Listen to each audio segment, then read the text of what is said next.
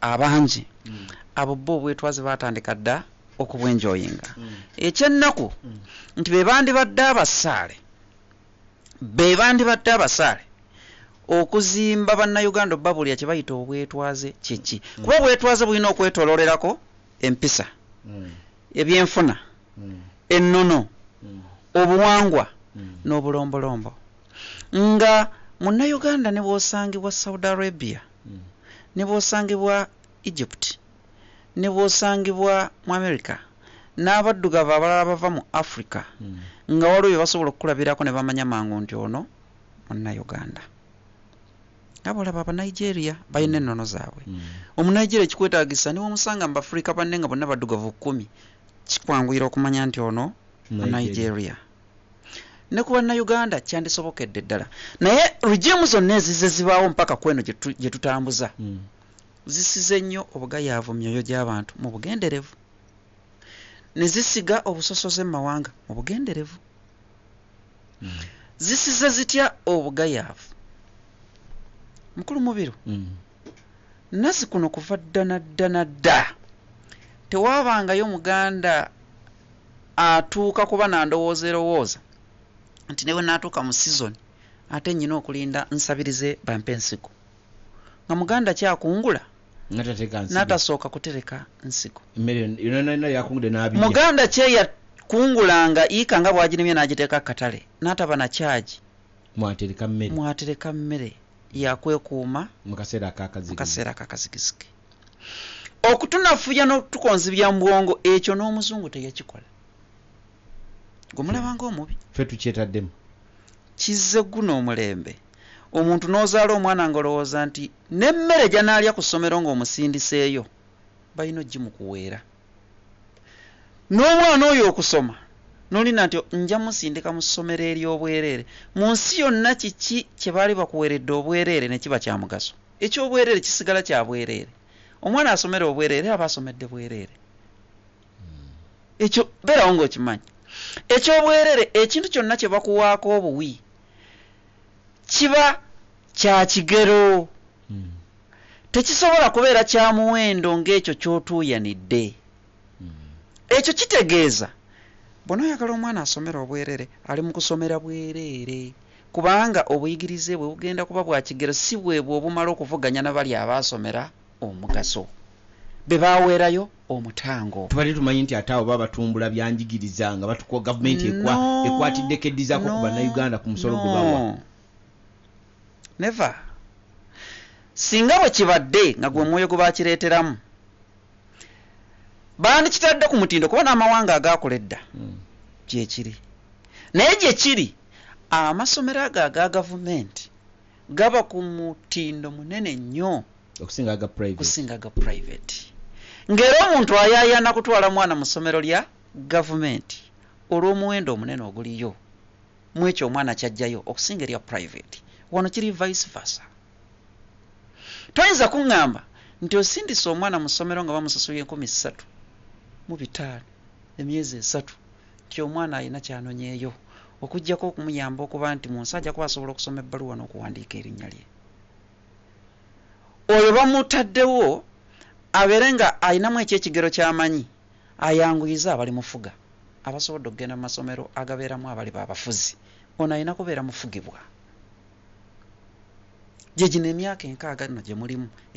egy'okubakonzibya obwongo mubeere abafugibwa nabaga Uganda tuli mu kiseera nga kirimu abantu abalya n'abaliibwa kati gwe noonya woogwa oli mubalya oba mubaliibwa nga bwetujaguza emyaka gyaffe 6 olwaleero mukulu mubiru ensi yonna kasiteggwamu empisa n'ensonyi oba tukyalina bwetwaze bw'oyogerako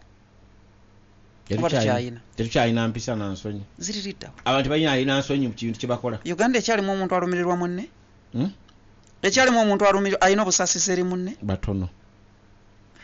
omuntu akyaddawo n'agaa nti ono munnayuganda munne muddugavu munnange n'amukwatirwa ekisa batono tulinga mmale bw'oddira emmale mutwalo n'oziteeka mu kidiba n'oteekamu emmere ya mmale 4 emmale esobodde efunyemu kumaanya agasobodde okulya okusinga ku ginne waayo esurvivingira ku ginne waayo erina kulya eri yeebeerewo era after 6 to 7 months onoogenda okugenda mu kumala omutwalo ezandibadde zizadde nga zirimu emitwalo 4 ojja kusangamu emmale 100 nga ziri eryaŋŋana ziri zaalya zinne waazo luno 100 ne lusurvivinga kyekiri Uganda ye Uganda ku myaka gino 6 buli muntu atunuulira munne ng'omulabe we alina kujjawo gwe akugyeko k'oyina yaabeerewo nga musanyufu n'abaana be tetukyayina nsa nga temunaba kubanja bingi bannayuganda bampuliriza n'abatugoberera nga tonnaba kubanja bingi nga tonnaba kubanja democracy kuba teri agenda mu kuwagwa olina okumwewa n'omulwanirira nga tonnaba kubanja bugagga sooka obanja entegeera emala mu ggwe afuna entegeera tegeera ekimala sooka ofune omutima ogulumirirwa munno mu ggwe sooka ofune obunyiikivu mu mwoyo bw'oba olwaleero nga enkuba eno yatandise okutonnya nga kyetandika kutonnya tonnateekayo yadde oluko lw'olulagala mu ttaka tonnasimba kitooke totutte mu mwanyi mu nnimiro oli muno okuba lwali ogeya bagagga oyo samona sizize oyo moviti bulooka bujingo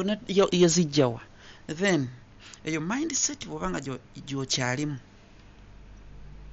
ng'osobola okumenya ttiimu y'omupiira y'Ebungereza yonna okuva ku muzannyo asooka mpaka asembayo ne gwe baakoze ne gwe baaguze oli omanyi emyaka gye ze baamuguze ne gye yava ne gye yakola nga by'otegeera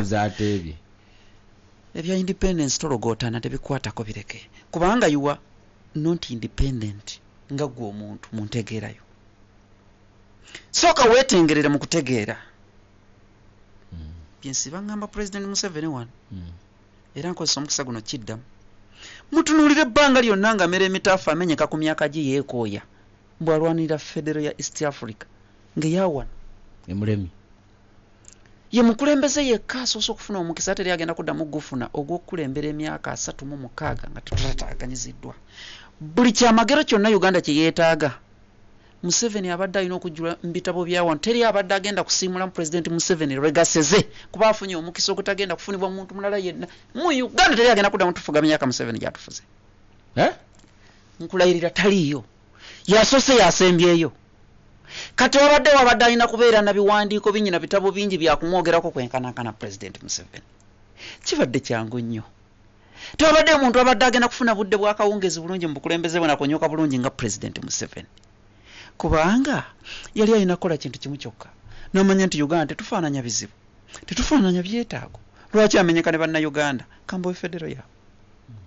si Uganda naye Uganda kamba weeki kuba ebizibu ebikosa ow'ekasese si bye bikosa ow'e Buganda si bye bikosa ow'e Rango si bye bikosa ow'e Teso n'olwekyo kyali kimu kyokka kugamba nti lwaki ka Uganda kamenya nzeka kanzirira obuyinza mbu centering entandika okugenda nga mbuteeka ku regions ez'enjawulo abantu bannyambeko nga beekolera ku bizibu byabwe 1 2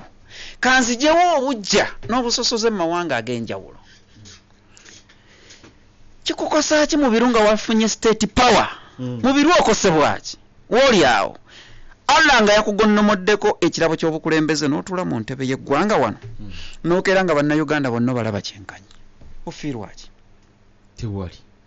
lwaki osoosowaza abaganda bokka Uganda yonna y'abaganda y'abasiraamu beereere paala eno katya empa mukisa n'embeera kati emyaka gino gigenda 8 nga mpeereza ne paalo nga ndi mu katuliki paalo yagwa abajuuliriza bagikoowa kuba obudde bunaayogera mu katuliki mu rediyo nga foundation bode yayo basiraamu aleka gwe basinga n'okuwuliriza gwe basinga n'okuwuliriza ekyo si kya muwendo nnyo ekyo kyetaagisa mmale kujja miswa mu maaso President Museveni okitegeera nti Uganda y'abannayuganda si ya ggwanga limu oba abiri lwaki okakaalukana n'obuyinza lwaki weemalako emirembe independence ya Uganda ejja kutwanguyira nnyo ng'omuntu afunye entebe y'eggwanga akitegedde nti we have equal shares naye akwatiddeko ku bavubuka tulabye abawadde ku bisente ebituutu ebigundi bitambula kwe kutalaza abantu obwongo kiri kyenjogedde teriyo kinnumanga kufuula abantu nogwosanze nga alina amagezi n'omuddizayo ddala n'akakatono kabadde alina n'omusiriwaliza ddala mukulu mubiru awo wafaanana watya wotunudde awo bulaka kituufu abo wentunudde walina babula waddugavu abo waddugavu okimanyi olwaleero ne nkuwa emitwalo 10 wano obudde buno nsobola okukkirizisa nti awo si wa black olw'obwetaavu bw'olina olwaleero oba oyina enjala ya mitwalo 10